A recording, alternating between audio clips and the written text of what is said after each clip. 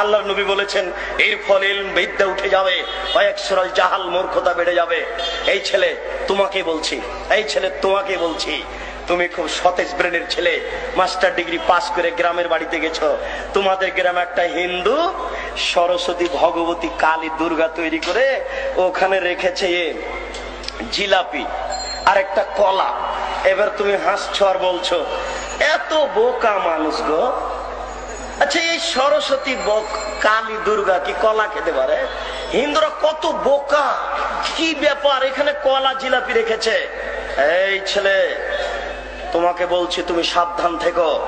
তুমি যে এখন স্কুলে এসে বলছো, এই ছেলেরা, এই মেয়েরা, আগামীকাল তোমরা ফুল নিয়ে আসবা, পায়ের জুতা খুলে দিয়ে বরকতের কবরে ফুল চড়াতে হবে।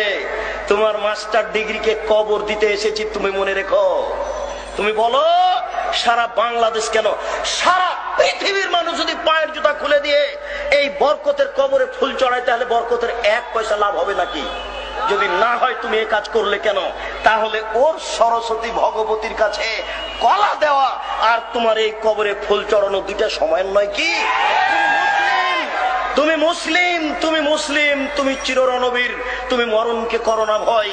তোমার ইতস্ত বোধ করা দরকার ছিল, তোমার লজ্জা বোধ করা দরকার ছিল, তোমার বিদ্যেকে মূল্যায়ন করা দরকার ছিল।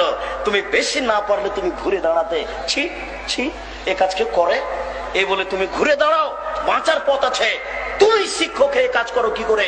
সারা পৃথিবীর মানুষ যদি পায়ের জুতা খুলে দিয়ে ফুল চড়াই, বরকতের 1 পয়সা উপকার করতে পারবে না। যদি সেদিন তুমি বলতে, এই ছেলেরা শোনো, তারা জীবন দিয়েছে, তারা রক্ত দিয়েছে, তোমরা একটু তার জন্য ক্ষমা চাও।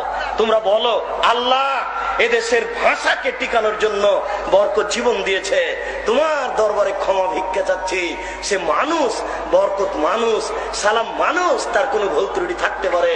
তোমাকে বলছি দয়া করে তুমি তাকে ক্ষমা করো, দয়া করে তুমি তাকে ক্ষমা করো। এটা একটু বলতে পারেন না?